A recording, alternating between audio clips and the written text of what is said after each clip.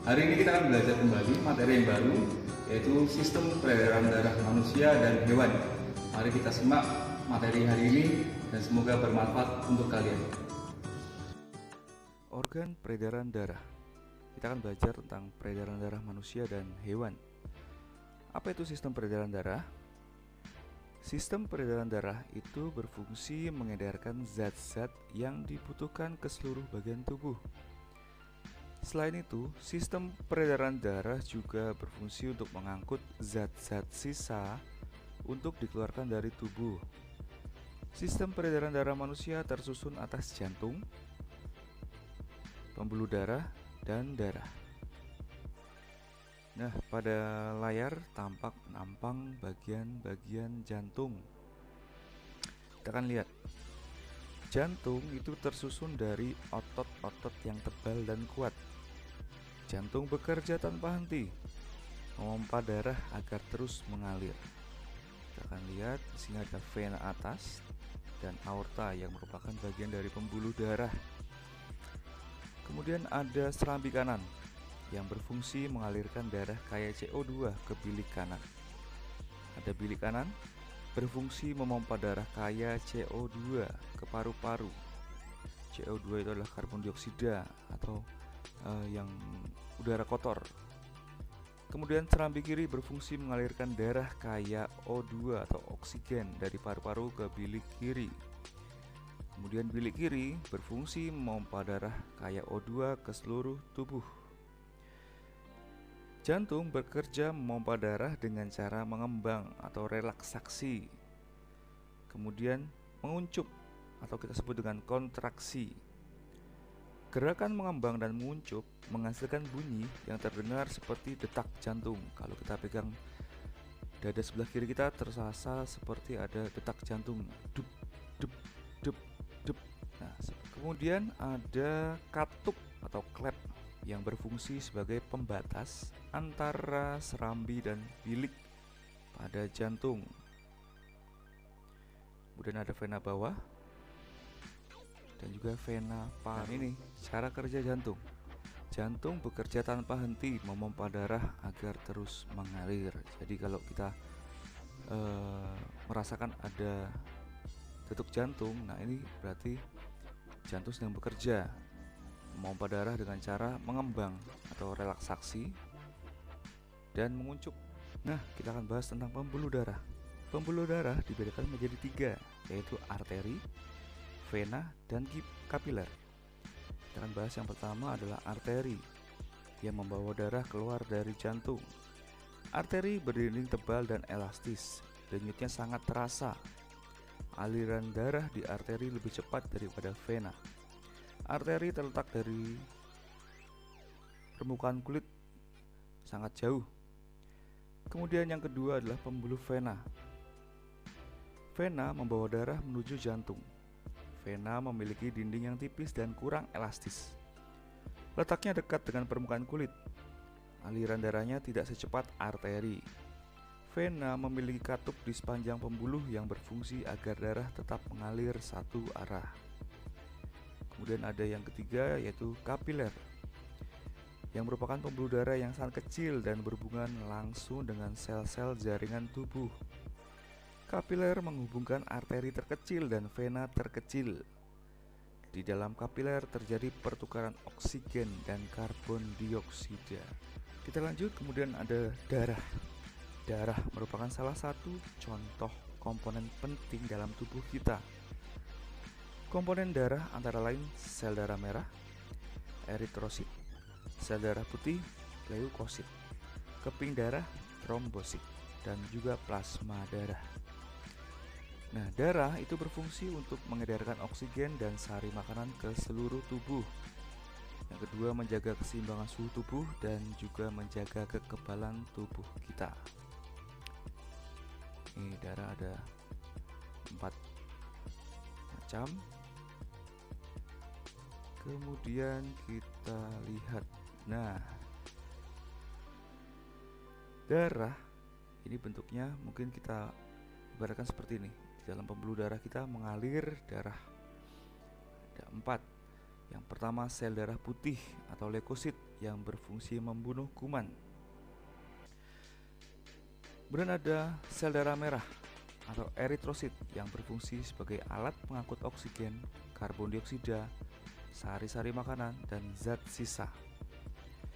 Kemudian ada keping darah atau trombosit yang berperan dalam proses pembekuan darah dan penyembuhan luka. Yang terakhir adalah plasma darah, bagian cair dari darah. Di dalam plasma darah terlarut zat gizi atau sari-sari makanan seperti gula, garam, vitamin, protein, dan juga lemak. Plasma darah juga berperan mengangkut hormon. Plasma darah merupakan bagian cair dari darah yang terdiri dari 90% air. Nah, ini darah kita. Peredaran darah manusia. Berdasarkan arah alirannya, peredaran darah manusia terbagi menjadi dua, yaitu peredaran darah besar dan peredaran darah kecil. Kita lihat yang pertama, peredaran darah besar. Pada peredaran darah besar, darah mengalir dari jantung ke seluruh tubuh lalu kembali ke jantung. Dimulai dari bilik kiri, aorta, arteri, kemudian ke kapiler seluruh tubuh, vena atas dan bawah, kemudian jantung serambi bagian kanan. Ini untuk peredaran darah manusia, yaitu peredaran darah besar. Yang kedua adalah peredaran darah kecil. Pada peredaran darah kecil, darah mengalir dari jantung ke paru-paru lalu kembali lagi ke jantung. Kita lihat dari jantung bagian bilik kanan, kemudian ke arteri paru-paru, vena paru-paru, dan kembali lagi ke jantung, yaitu bagian serambi kiri. Ini adalah peredaran darah manusia besar. Dan gangguan pada peredaran darah manusia. Sistem peredaran darah dapat mengalami gangguan yang mengakibatkan terganggunya fungsi peredaran darah. Beberapa gangguan pada peredaran darah manusia antara lain, kita lihat yang pertama adalah hipertensi dan hipotensi. Hipertensi merupakan penyakit tekanan darah tinggi yang disebabkan penyempitan pembuluh darah. Sebaliknya, hipotensi adalah penyakit tekanan darah rendah yang salah satu penyebabnya adalah kekurangan zat gizi makanan. Pada gambar kita lihat lemak dan kolesterol ini dapat menempel di dinding seluruh tubuh, di seluruh pembuluh darah, dan menghambat aliran darah sehingga kerja jantung menjadi berat dan meningkatkan tekanan darah. Yang kedua adalah anemia, yang merupakan penyakit kekurangan sel darah merah. Anemia dapat disebabkan oleh pendarahan yang hebat, sehingga banyak darah yang terbuang, kekurangan zat gizi, dan kanker tulang yang mengakibatkan terganggunya pembentukan sel darah merah. Ciri-cirinya pada penderita anemia yaitu cepat lelah, sering sakit kepala, dan wajahnya pucat. Yang ketiga, stroke. Nah, ini mungkin kalian sering dengar, yaitu penyakit yang disebabkan pembuluh darah di otak pecah atau tersumbat sehingga otak tidak mendapat asupan oksigen dan nutrisi. Kondisi tersebut menyebabkan terganggunya fungsi sistem saraf tubuh. Akibatnya, salah satu sisi tubuh mengalami kelumpuhan dan terganggunya penglihatan dan pendengaran. Penyakit stroke dapat dipicu oleh gaya hidup yang tidak sehat, hipertensi, dan stres. Kemudian leukemia yang merupakan penyakit disebabkan oleh berlebihnya produksi sel darah putih. Hal ini mengakibatkan sel darah putih akan memakan sel darah merah. Dampaknya adalah tubuh akan kekurangan sel darah merah. Penderita leukemia harus rutin melakukan transfusi darah untuk menerima asupan sel darah merah. Nah, maka kita harus menjaga kesehatan organ peredaran darah kita sebaik mungkin dengan cara yang pertama adalah istirahat secara teratur, olahraga teratur, makan makanan yang sehat. Jangan terlalu banyak mengkonsumsi makanan yang lemak, dapat mengakibatkan penyumbatan pembuluh darah.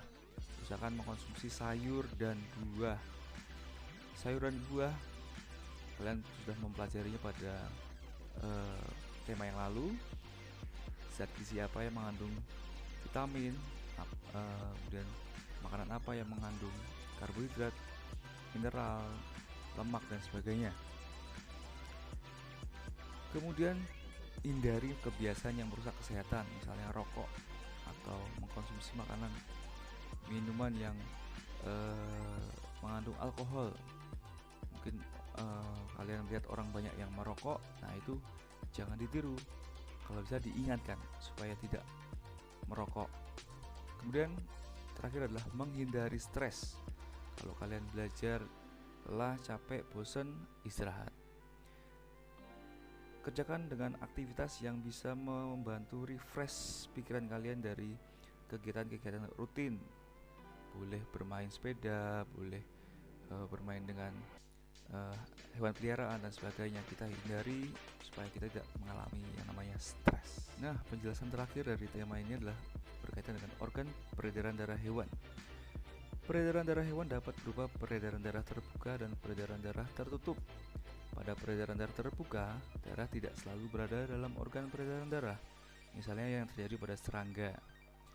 Sedangkan peredaran darah tertutup, darah selalu berada di dalam pembuluh darah, misalnya pada cacing, ikan, amfibi, reptilia, burung, dan mamalia.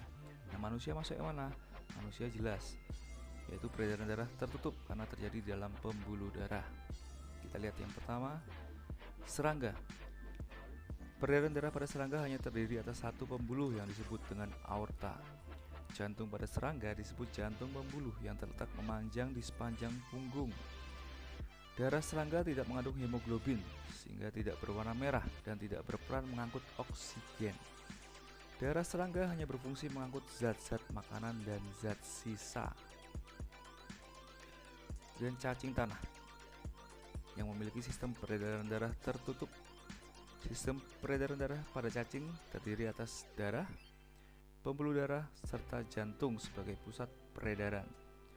Jantung dan saluran darah pada cacing memiliki katup sehingga darah tidak mengalir kembali ke jantung. Jantung memompa darah dari pembuluh darah bagian atas ke pembuluh darah bagian bawah tubuh, kemudian ke seluruh tubuh. Ini hanya pembuluh darah dan jantung pembuluh. Yang ketiga adalah ikan. Nah, pada ikan, jantung terbagi menjadi dua ruang, yaitu satu serambi dan satu bilik. Peredaran darahnya adalah peredaran darah tunggal. Bilik dan serambi hanya satu, kalau manusia ada dua. Kemudian amfibi, contohnya adalah katak misalkan. Organ peredaran darah katak berupa jantung dan pembuluh darah. Jantung katak memiliki 3 ruangan, yaitu serambi kanan, serambi kiri, dan satu bilik. Dari serambi, darah masuk ke bilik sehingga terjadi percampuran antara darah kaya O2 dan darah kaya CO2. Darah dari seluruh tubuh yang kaya CO2 akan mengalir menuju serambi kanan.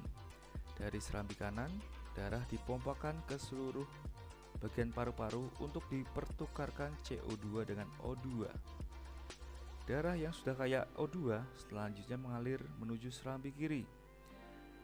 Dalam serambi kiri terdapat darah yang kaya O2 yang berasal dari paru-paru dan kulit. Dari serambi kiri, darah dipompakan ke bilik untuk dipompakan kembali ke seluruh tubuh. Kemudian reptilia. Alat peredaran darah pada reptilia terdiri atas jantung dan pembuluh darah. Jantung reptilia memiliki 4 ruang, yaitu serambi kanan, serambi kiri, bilik kanan, dan bilik kiri. Sekat antara bilik kiri dan bilik kanan belum sempurna, sehingga darah yang kaya oksigen dan darah yang kaya akan karbon dioksida bercampur. Dan yang berikutnya adalah burung dan mamalia. Organ peredaran darah pada burung terdiri atas jantung dan pembuluh darah. Jantung memiliki 4 ruang dengan sekat yang sempurna, yaitu serambi kanan, serambi kiri, bilik kanan, dan bilik kiri, sehingga tidak terjadi percampuran antara darah yang banyak mengandung oksigen ataupun darah yang mengandung karbon dioksida. Sedangkan pada peredaran darah mamalia terdiri atas pembuluh darah dan jantung. Sama seperti burung juga memiliki 4 ruang, yaitu 2 serambi dan 2 bilik. Antara serambi dan bilik dibatasi oleh sekat yang sempurna dengan katup penghubung. Demikian anak-anak materi yang sudah kita pelajari bersama pada hari ini, yaitu tentang sistem peredaran darah manusia dan hewan. Semoga apa yang sudah kita pelajari bersama hari ini dapat bermanfaat. Rajin dan selalu belajar, tetap semangat.